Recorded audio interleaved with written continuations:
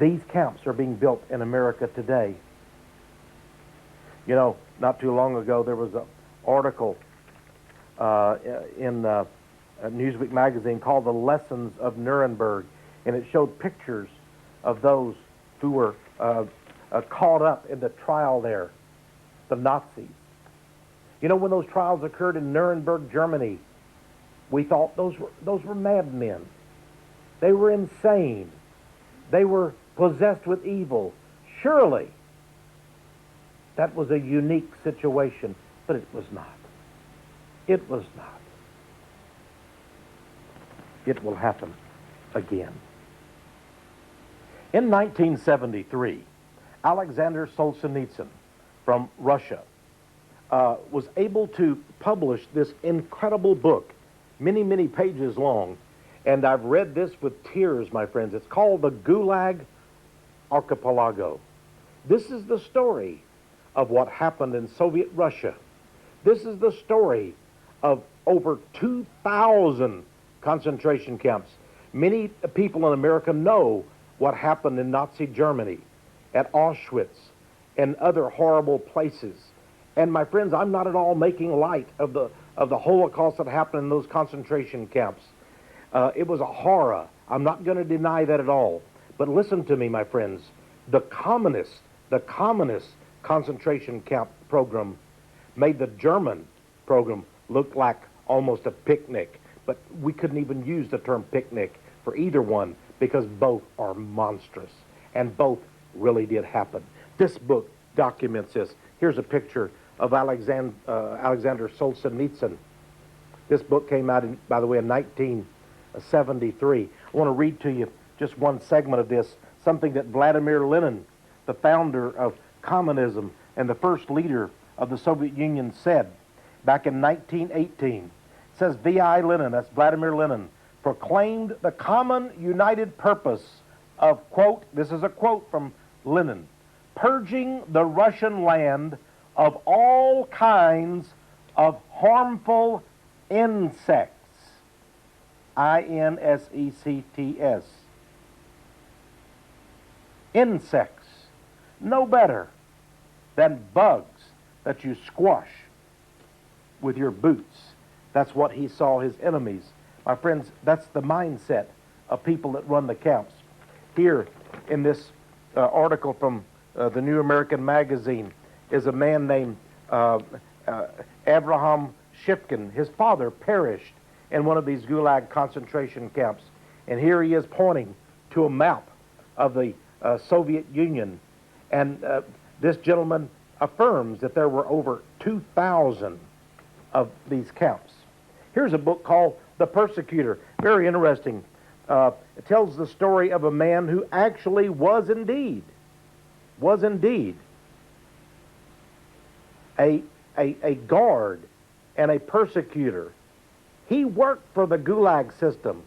He was a Russian. Wasn't that he wanted to do it, but he said it did give him some advantages. Here's the card that he was given. The card that he was given that made him so very special. They called him a member of the Voluntary People's Brigade. The Voluntary People's Brigade for maintenance of civil order. And by using this card, he was able to arrest any citizen on the street or in their homes he chose to, even without a search warrant, even without a warrant of their arrest, without any order from a court, simply because they had been reported as a potential enemy of the state. You know, we have seen this, by the way, here again, we see human skulls. Is that from Cambodia again? No, my friends. This is from communist Russia.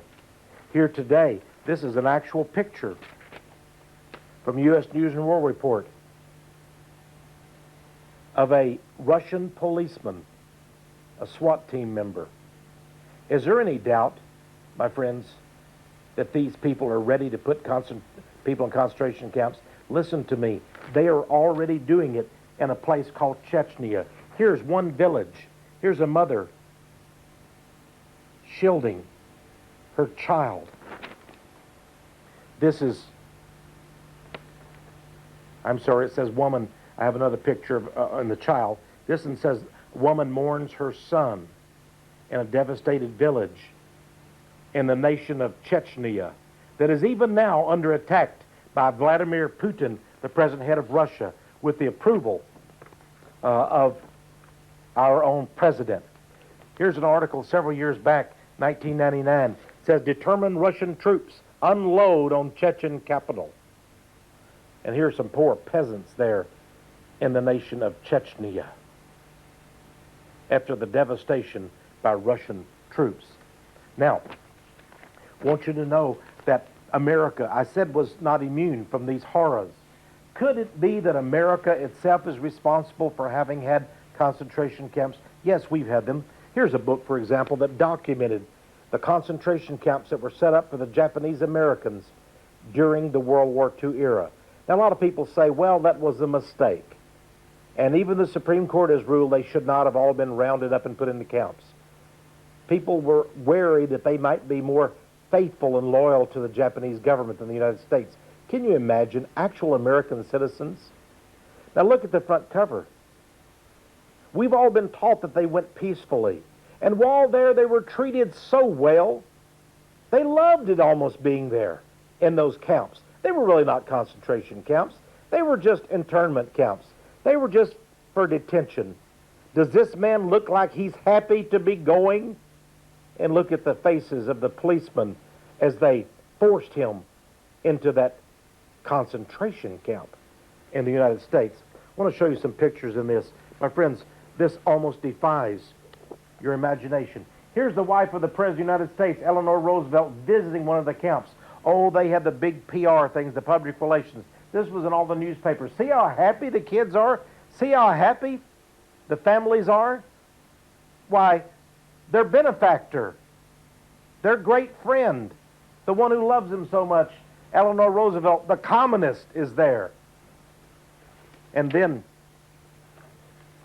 the next picture. When one of the officials of this concentration camp system came to visit, they made the inmates of the Japanese concentration camps in America, Japanese American concentration camps, put up a sign welcoming the man. It says, "Welcome, D.S. Meyer, the great white father." Isn't that just what we did as colonialists to the Africans? Set up concentration camps, tortured them, maimed them, brought them under submission, made them bow down to us as the great white fathers. And here is the gentleman himself. Isn't that nice? The great white father of the Japanese American concentration camps. Now, let's look at some of the things. After some of the prisoners did not want to go there, a riot occurred in one of the prisons at Tule Lake, a place called Tule Lake. I believe that's in California. This just shows what happened. Many of the inmates are laying down on the floor there. Then we have another picture. I want to show these to you because a lot of people just will not believe it. In 1945, some others there attempted to escape, and here they are being hauled back in. Now, I want you to understand, they didn't use regular police. They used prison guards to keep these people in these camps. By the way, see the guard tower there in that picture? The friendly Japanese Americans who didn't mind being there at all, and they just understand everything. Here's a picture from the front cover that we showed you of the man being hauled away by the guards because he was uncooperative. And then finally, here again we have 2 levels of wire to keep the people in, including barbed wire in one of these Japan-American internment camps. Now, and by the way, to show the world how wonderful it was there, those who cooperated were given awards by visiting officials, such as this Japanese mother. But it doesn't look like there's a very happy look on the lady's face. Another program that America is responsible for is something called the Phoenix Program. The Phoenix Program.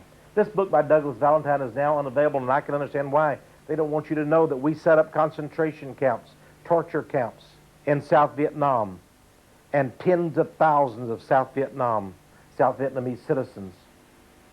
By the way, their symbol was the flying serpent dragon, the great phoenix bird. That was our program, run by the Central Intelligence Agency. And it was an assassination program in which all that was necessary is for the people to turn in those that were suspected of not being loyal to the American side. You know what you got if you turned in your neighbor? $6. $6 reward for turning in your neighbor. They have a program now in America under the Homeland Security Act, and it's called TIPS. They want you to turn in your neighbors to the government. The Phoenix Program. By the way, the My Lai massacre was part of this Phoenix Program. You thought it was just an isolated incident? No. Here's an article from an American newspaper called The Misery of My Lai. Look at those dead bodies, my friends. And Americans did that. You say Americans would never run concentration camps? No, not Christian Americans. Not thoughtful, loving Americans. I know that. And I know that America is probably the most generous, compassionate nation in the world. But my friends, when the spirit of Satan enters a man, he will do evil. Believe me. He will do brutal, uncompassionate, inhumane things. This is the story of whatever race, whatever creed other than Christianity, whatever ethnic group. This is across the board. And this spirit of evil is going to come again. And it will happen here in America. Now, here is an American who brought some people down to Guyana in South America. And here's the end result. This picture is sort of hard to see, my friends, but these are bodies of over 900 people in Guyana. They went down there to live in what was nothing more than a concentration camp. Pastor Jim Jones of the People's Temple. Did you know that I have documented evidence that this was nothing more than a CIA experimentation site? Central Intelligence Agency of the United States set this camp up. This was not a bunch of cultists that went down there to worship their God-man, Pastor Jim Jones. No, my friends. And guess what? The coroner of the nation of Guyana, in a report that has not been in American newspapers, stated that over 90% of the people did not commit suicide, but were murdered. Murdered. And this is just the truth about Guyana. Some years ago, somebody sent me this article. It's from a tabloid, by the way, and I don't put much stock in tabloids. It says, Feds are set to toss millions of Americans into concentration camps. Anyone, it says, that ticks off the federal government could be a victim of these camps. So here we have this huge article. Must have frightened a lot of people who read the tabloid.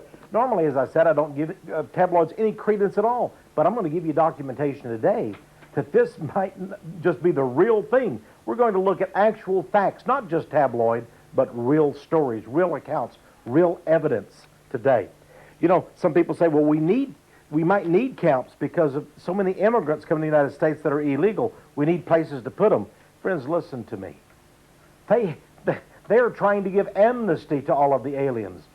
George W. Bush actually introduced legislation in Congress, and the Congress, under Senate Majority Leader Tom Daschle, wants more immigrants into the United States. They're not trying to stop these immigrants. Don't let them lie to you and say, oh, yeah, we're going to really start monitoring and controlling the immigrants, and if there are too many of them, we're going to put them in the camps. Baloney. Here's an article that came out of the Orange County, California Register daily newspaper.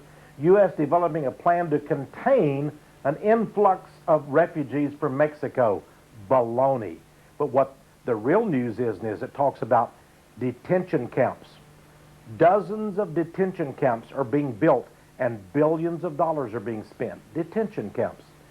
It's not for refugees. They're not trying to put refugees. They don't have enough border patrol to control our borders now. Then an article, I have it in front of me, from the San Diego Union Tribune newspaper.